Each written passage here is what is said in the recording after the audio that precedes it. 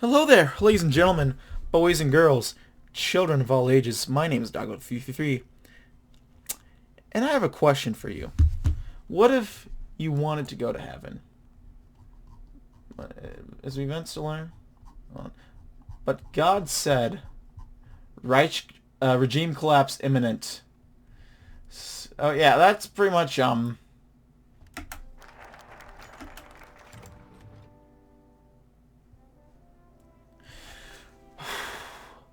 Leonhard Wiedemann sat across from the long table, staring down at Volodymyr Kubyov. Having already discussed with each other for the past 30 minutes, he was flanked by two other German diplomats, while Kubyovic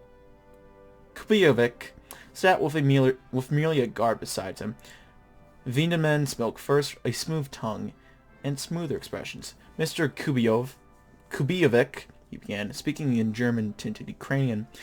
As you know, you are collaborators of the Greater German Reich, and as you know, we have recently had a shift in administration. More importantly, as it stands, we are at a precipice. Can you tell us why the Rada should be kept? Kubiev nodded. Of course. The reason is simple. If you wish to keep the populace content with your rule, you must give them a semblance of democracy.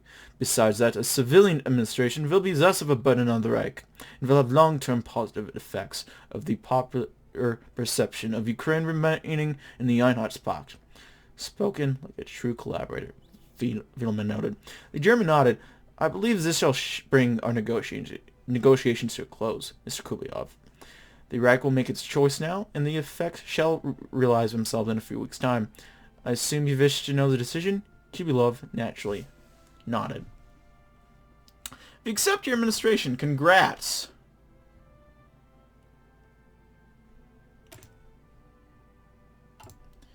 Which is interesting, because we can't... that's because we need more stab. Well, that's no surprise.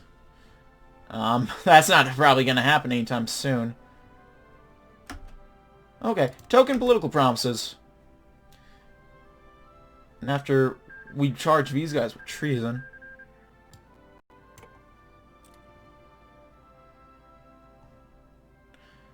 we'll be okay. For a bit, at least. Trying to get these fucking conservatives out of my Germany. God damn it.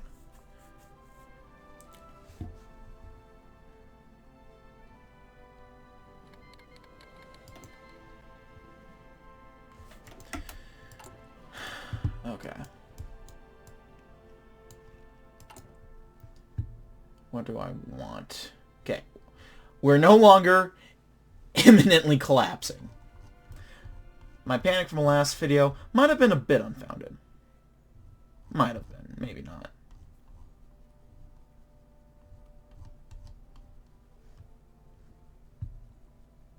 Let's increase our influence a little bit. Let's arm those insurgents. How's that going, by the way? They're hanging out in Java fairly well. They're going to get kicked out of Borneo, it seems. Probably Sulawesi as well. They're doing well in Guinea. They are doing very well in Guinea, it seems. Fuck, we got to do something right. The 50% stab is really fucking me right now, because I can't really do much. I mean, I'll take the stab hits if I can just get working on this.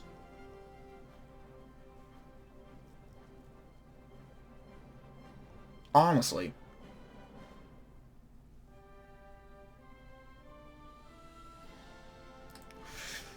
Do I have to do no checks? I think I might have to focus no checks.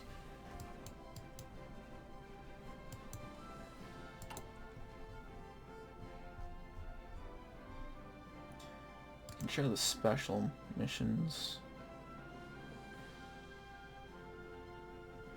Alright. I think we should invest a little bit more money into these guys, because they're doing a good job. I want to recruit a bit too. Give them some more expertise.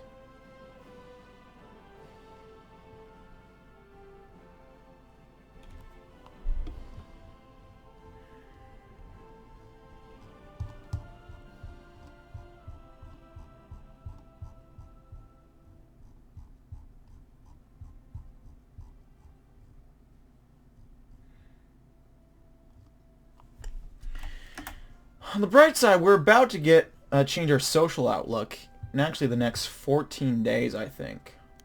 Now, the Great Romanian Game.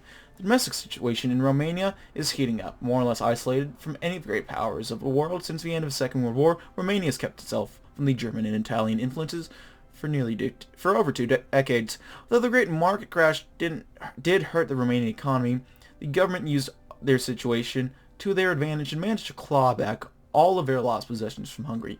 King Mihai I even managed to claw his way into the top echelon of government, where he promptly banned the fanatical Iron Guard from participating in government.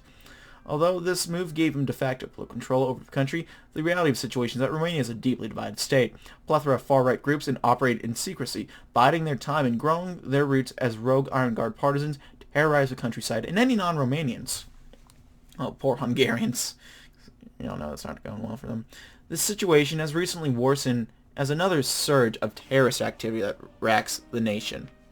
This time, however, the chaos has caught the attention of both Italy and Germany. Both sense that perhaps now is the time to expand their influence to the neutral country.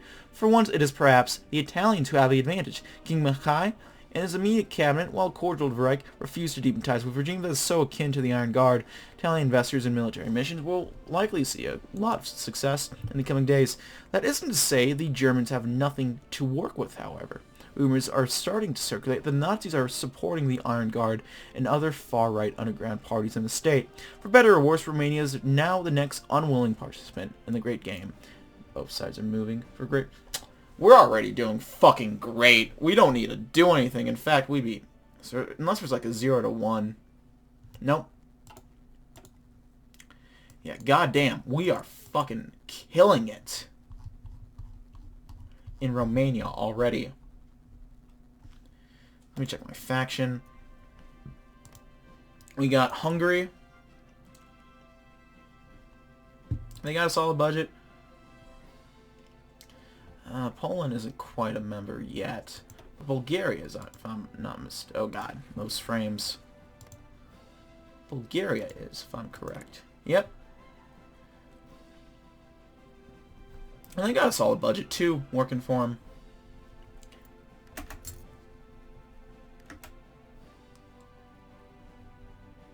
Honestly, yeah.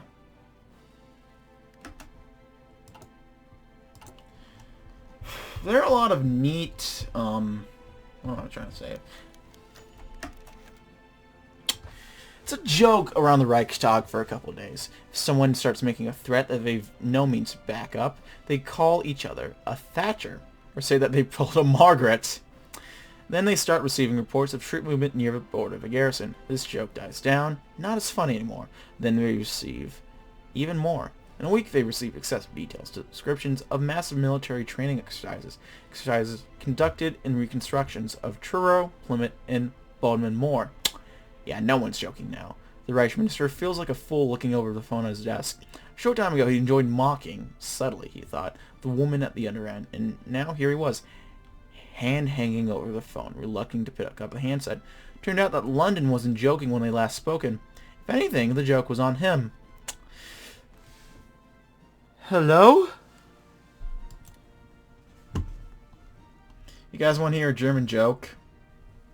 How many Germans does it take to screw in a light? You already know this. You already know the punchline. How many Germans does it take to screw in a light bulb? 1. Germans are very efficient people, and they don't have time for jokes. Do you get it? Because I got it. I think we have to focus on no checks. Honestly, that's what I'm thinking. We'll do the,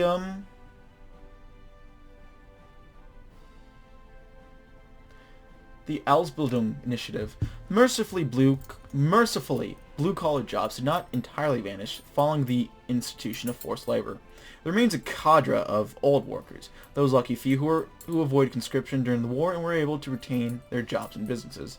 Now Erhard wants to give these men a great opportunity to serve their country and address the great unemployment crisis. He's proposed to the Fuhrer the establishment of of a wide-reaching apprenticeship program to produce more skilled laborers. Naturally, this will be approved without question. There are no political angles that could criticize here, and Germany's in dire need of skilled labor.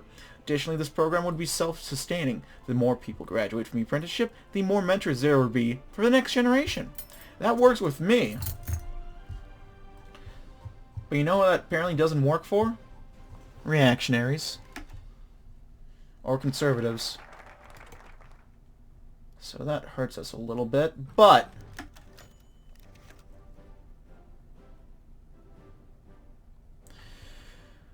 the halls of a Reichstag have become a hubbub of activity for discussion. Will once the English request for the return of Cornwall seen as a joke, it swiftly become clear that it was anything but.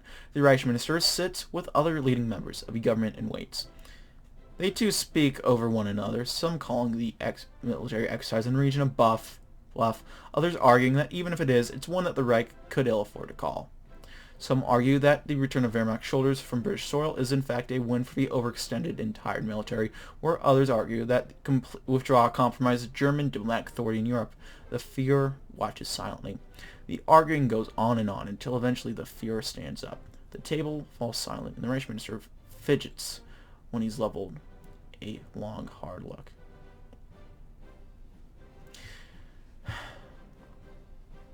I don't really care about fucking Cornwall, to be honest. But what about maybe the port? Perhaps we'll accept an alternative. So we'll keep the port of Plymouth, I believe. That's what it's saying. Let's revitalize science. To finish the first wave of economic reforms, there is nothing more practical and certain to appease the Wehrmacht than investing in our long-ailing R&D. Institutes like the Kaiser Wilhelm Gesellschaft and the Fraunhofer Institute were once at the forefront of global science and engineering. Nowadays, the world laughs at German efforts to catch up with Japan and the United States. Even Italy has surpassed us in some fields. This revitalization of what was once Hitler's pride and joy is long overdue. How could we ever hope to reclaim our position as the world's leading power if we fail to even make the effort to modernize? Equally limiting our science is the Nazis' ideological stranglehold on science. Ever since the decision was made to reject, quote, Jewish physics in the 1930s, we have been out of step with the rest of the world. Every scientific discovery and advancement in engineering over the past few decades has had the sole purpose of advancing the party's ideological control of the Reich, an unacceptable state of affairs in this day and age. It's past time that Deutsche Physics was dumped into the grave where it belonged. Deutsche Physics. For those of you who don't know, that's the idea that there are certain types of sciences that are appropriate for Germans as opposed to Jewish physics, or what the Nazi Party basically proposed as what they didn't want. That's one of the reasons why Germany never really did much nuclear research, because they view it as Jewish propaganda, Jewish physics, if you will. That's my understanding, at least. I might be a little off with that, but I think that's roughly how it goes. Okay. Alright, Maggie.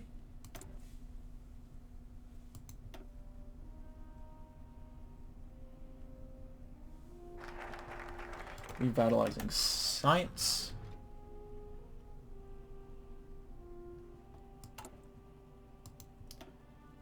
Okay. Okay, the people are in between.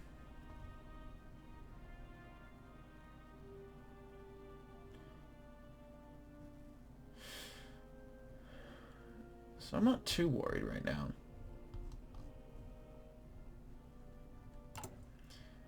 We can't really do price deregulations right now. Okay.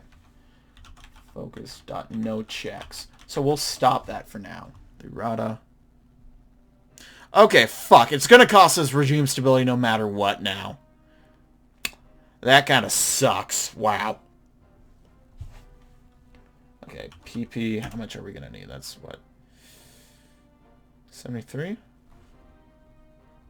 No, 63. No, it was 73. God damn it. PP 10. Alright, we need fucking regime stability. God damn it. No checks. Okay, we gotta actually do this then. Okay. Volodymyr Mikhailovich Kubiovich is an interesting man. Being mixed Polish and Ukrainian, he is seen with disdain in the Nazi Party, but with popular support with the Ukrainian people. If we can prop up the Rada and his committee and reinstall a semblance of democracy in the country, we could easily call on Kubiovich's loyalties to the Reich in order to integrate his nation back in the Unity Pact. Let's hope this works. Let's open up the GUI.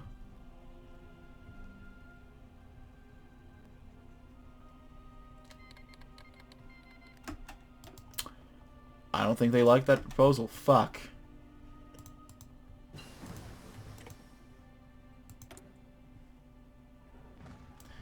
Well, so much for compromise, I guess. Basic motorized, improved motorized. You know, honestly, this isn't even that big of a loss.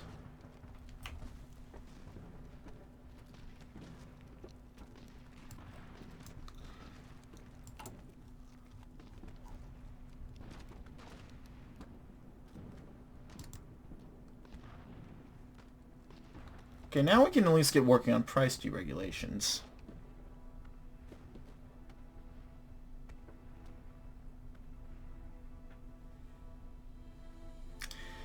Yeah, we'll do this.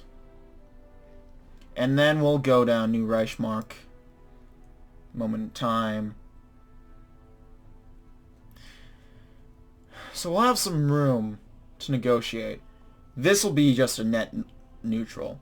This will be a major loss. Press controls were instituted in the Reich's heyday as a popular and at the time necessary measure, as Germany's economy was positively booming at the time. Where was the harm in enforcing a fixed price for bread, so that even the poorest Germans might share in the fruits of our combined labor? Unfortunately, the headlines of victory made us incautious, and we might have forgotten the value of unfixed prices. Earhart now wishes to completely abolish any and all price controls so that the value of goods will operate under the same free market principles as the liberal nations of the world. Hopefully our citizens will not be too alarmed by the prospect of companies and businessmen being able to set their own prices. In time, they will see that basic economics will keep prices in perfectly reasonable levels so that nobody will have to starve again, as during the Weimar Republic. The Nazi Party opposes this on principle naturally. Only the greedy promote a fixed price on bread. Nah. Yeah, fuck off. Maintenance company. Go back to fucking your, I don't know. Okay, let's bribe some enemies. The R&D is coming across a little slow. Yeah, the Cornish-English War. Because I really don't care about this. I thought I proposed a reasonable solution. I mean, who cares about the Port of Plymouth? Really? I didn't realize people cared about Plymouth. Okay, I'm gonna focus on no checks. I'm turning that back off just because I don't want any wacky stuff happening because of other countries. Okay, we can do a fair bit of stuff for foreign business. Only Germany's mega corporations, too influential to control, are above National Socialist business regulations. In the earlier days of our regime, when it was necessary to combat capitalist greed, we instituted hardline business controls on what small and medium-sized businesses could do. In particular, they were taxed heavily to pay for the war effort and prevented the formation of monopolies. Naturally, we had to have exemptions for the bigger corporations due to their importance in the economy. Earhart disagrees with this interpretation of history. He claims instead that Hitler couldn't have managed a Bunddeutscher Medal biscuit sale and should have stuck to speeches. He wishes to scrap legislation imposing harsh terms on entrepreneurial efforts along with high taxes on business. He insists that this is the norm for the rest of the world, even fellow fascist powers, and that we cannot hope to be competitive without such modernizing reforms. There we go. Reforming business. No longer get military or civilian austerity. That means, yeah, our deficit's going to be wacky tobacco. And that's not okay. Cut civilian spending. Cut military spending, although that's not much anyway. God damn it. I just want more fucking... How weak stole thee, those who were born of the wilder still, and wider shall thy bounds be set by God. Be set, God, who made thee mighty, made thee stronger. Okay, damn. Remembering the Empire, free England. I don't remember free. I think, yeah, this might be the wacky stuff I pointed out.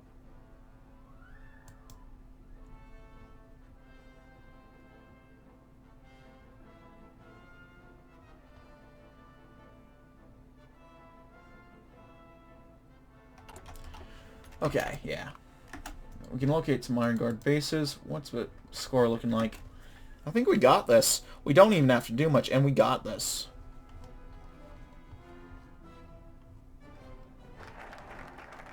Reforming business. Me gusta, me gusta. So we're in between. So I think that means less stab hits.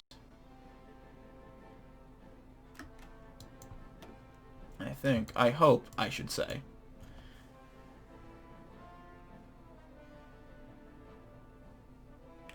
Could do a gentler approach.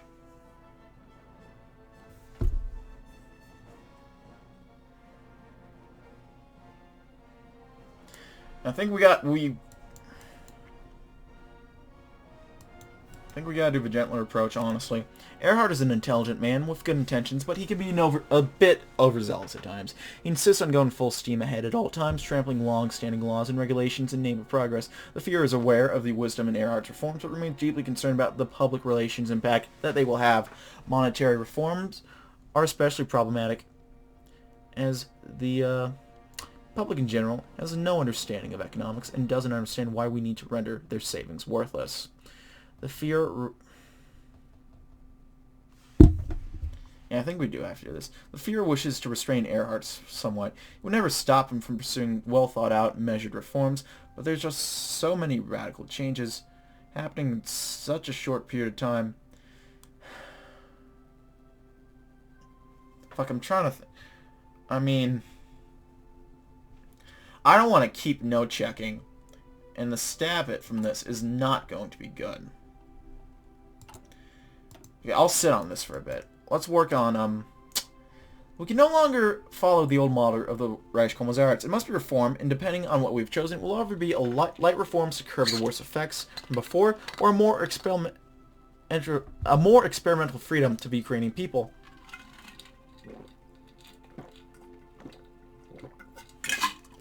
Sorry, I need hydration. Whatever the matter is, the fate of the breadbasket of Europe will be determined here and now. As the opening pages of a new provisional government begins to be written.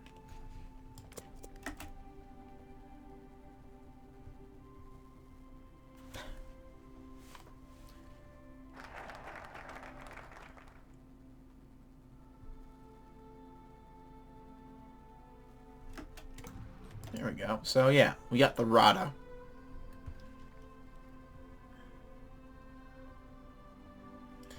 I think we technically don't have to do the rest of this, actually. From there, we're good. I think from here, we're good.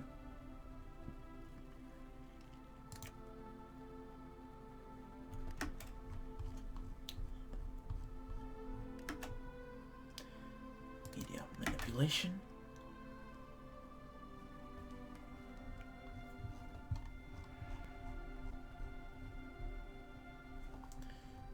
Honestly... we're not doing too bad. We might just want to ride things out for a bit. Maybe. Here, my concern is we only have so much time.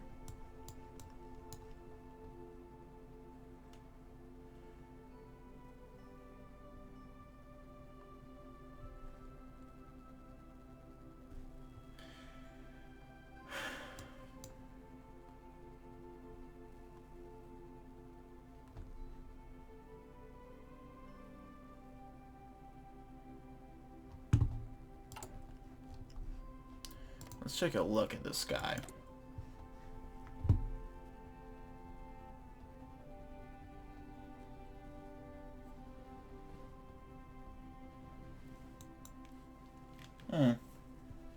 They're not doing too bad, actually.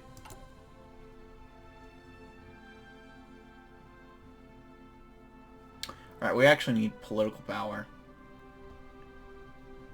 to move on with these guys.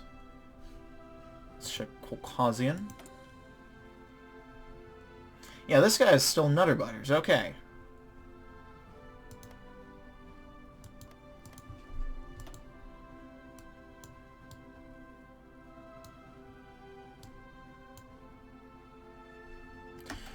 Yeah, let's just wait a few days and then we'll work on... I don't know. Russia. Let's work on Russia. Oh god, Samara's gonna win. I actually don't mind the West Russian front, but... Samara, they went full-blown fascist too. I'm fairly certain, at least. The heart of Russia.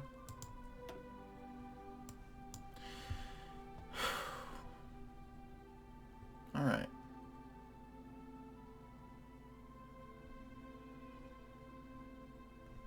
Peace in the East.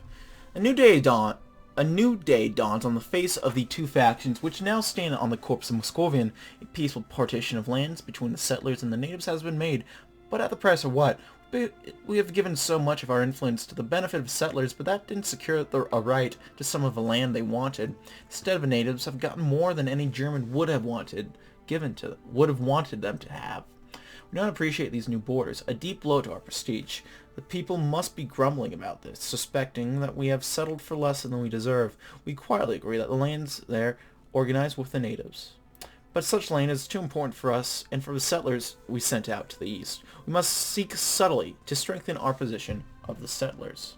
So we'll bypass that. So let's reform some loyalty. Our brothers in Volgastadt have been through quite an affair. It's about time someone checked in on them, just to make sure everything is how it should be.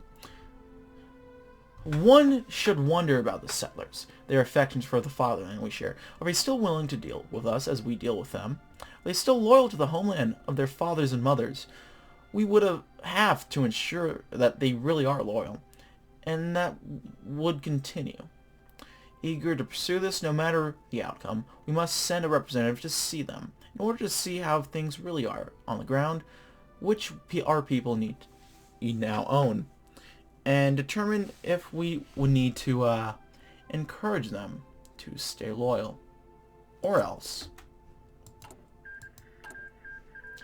Pakistan versus Afghanistan. Oh, Pakistan's looking pretty thick. Nice. GG's to Pakistan, let me tell ya. Let's get an F in chat for Afghanistan, though. That is sad for them. I feel really bad for Afghanistan. All they want is a coastline, and now... Oh, they didn't even get the coastline, but... They still have a claim on it, but they lost all of this.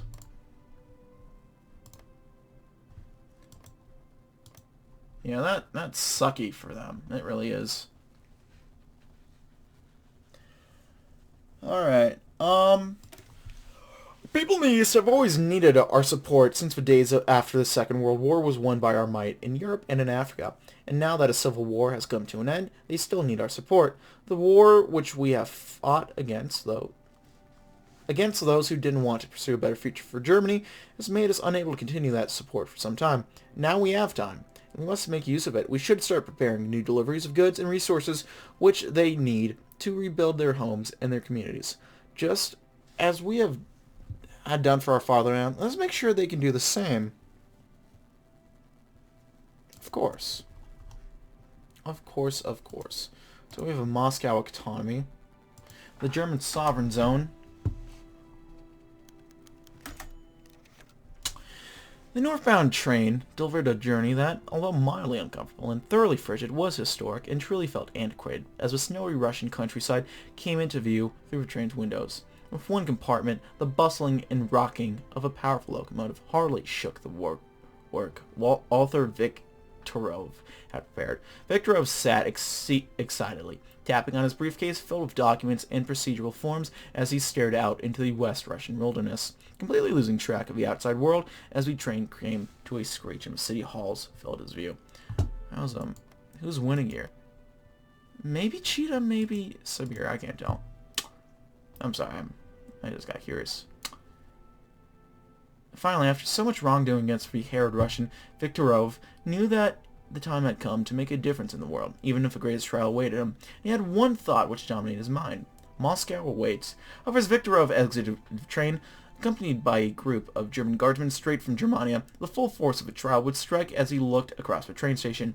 Everywhere, men, women, and children, all with bright, beautiful eyes, adorned with flowing golden hair. All looked as if they had come from the German slum. Exhaustion colored their faces, while calluses covered their hands, with some appearing frail and hungry, all adorning ragged clothes that would bring disgust to most German higher-ups. But Viktorov did not want the prestige or class of the higher-ups. This is exactly what Viktorov wanted, even if he could not stand the pleading eyes of his settlers here. At the end of the day, they were the Reich citizens. As proud as they may be, they were suffering, and Viktorov knew that he, as an ambassador on behalf of the Reich itself, could not allow this to last any longer. As the snow landed atop his cap, the toy of a young child pounced across the street in front of the capital, nearly prompting a guard to strike the child, were it not for Viktorov's intervention. Handing the child the toy from next to Viktorov's feet, the diplomat said a few simple words to the boy. "Do not be afraid. Things will change here soon." As he looked onwards to the Capitol building of Archy Moscovian, as the recent clashings of Germans and Russians flooded his mind. "We can do good work here." Yeah. And then, meanwhile, I think we're going to have to prepare war against Caucasian. Because honestly, Jesus fuck.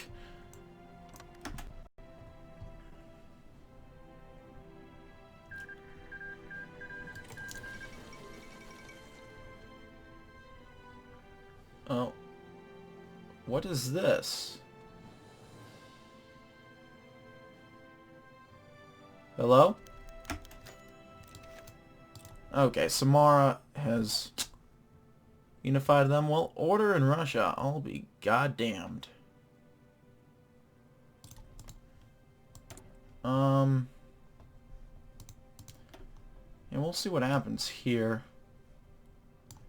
Oh fuck, yeah, this is why focus.no checks is scary. Because they're doing the Rykov plan right now too. Oh god. What have what is America doing? Wallace, what are you doing?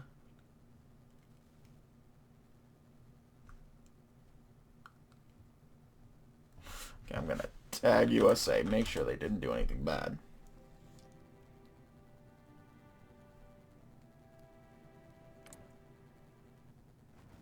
Okay. Damn, America has a lot of political power. Let's see how their Congress is working.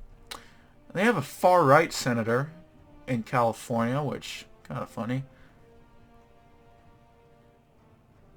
Lujan, far-right. The far-right is actually doing pretty scarily well. Yeah.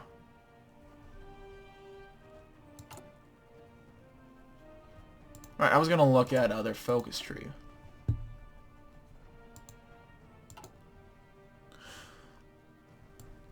Okay, yeah, that's not too bad. Okay, Tagger.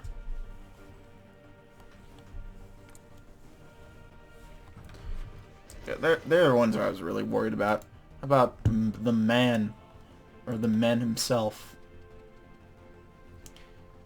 Yeah, they really just need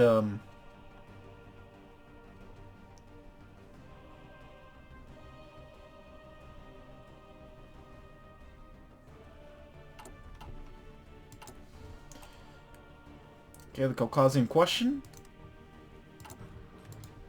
Might that reset the focus?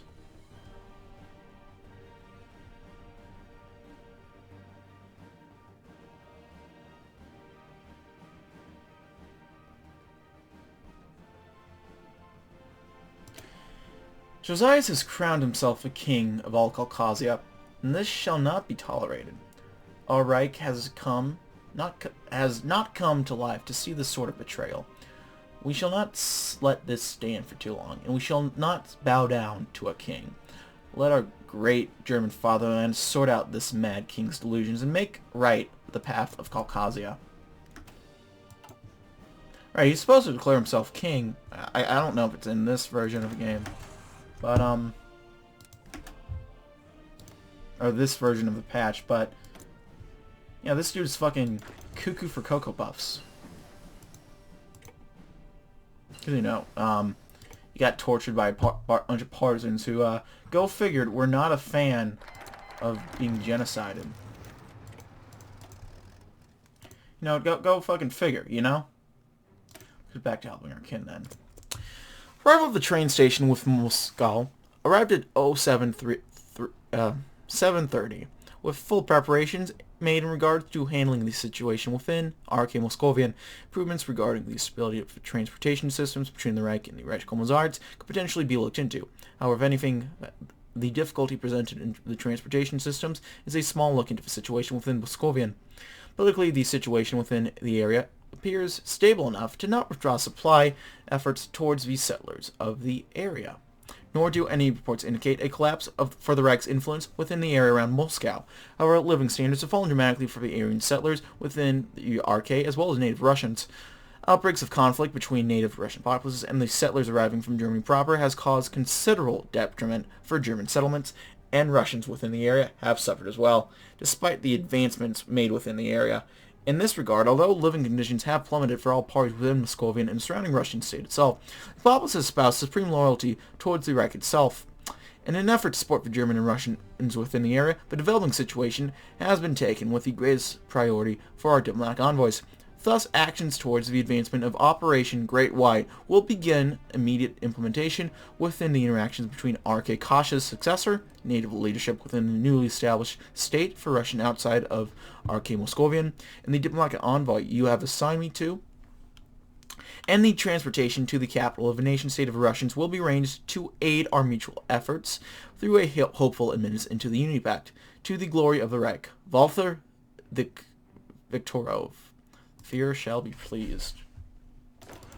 Alright, let's, Alright, I gotta call, I gotta call my team into this. Speaking of team, I gotta check on, the game. Yeah, we won that. Easily. Smuggling papers for our friends.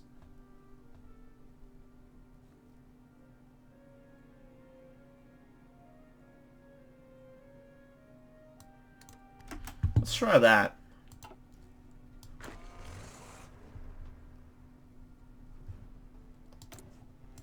Alright, we got some research too, I guess. Upgrade the anti-air, and I'll just go for a bit longer, just because this is going to be the end of my recording session.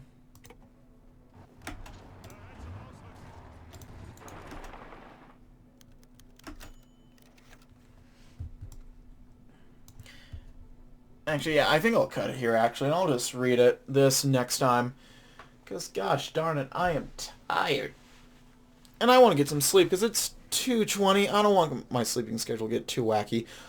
So, yeah, I'm going to hear, folks. Thank you, as always, for watching. If you like this video, go ahead and leave a like. If not, feel free to dislike. If you want to see more of this content in the future, hit the subscribe button for more uploads every weekday, as well as every Saturday. If you have any comments, feedback, concerns, anything, really, go ahead and leave a comment in the section below. I read all the comments I get and appreciate any and all feedback you might have for me. If you want to send a few bucks my way, I have a Patreon. You can check that out down below.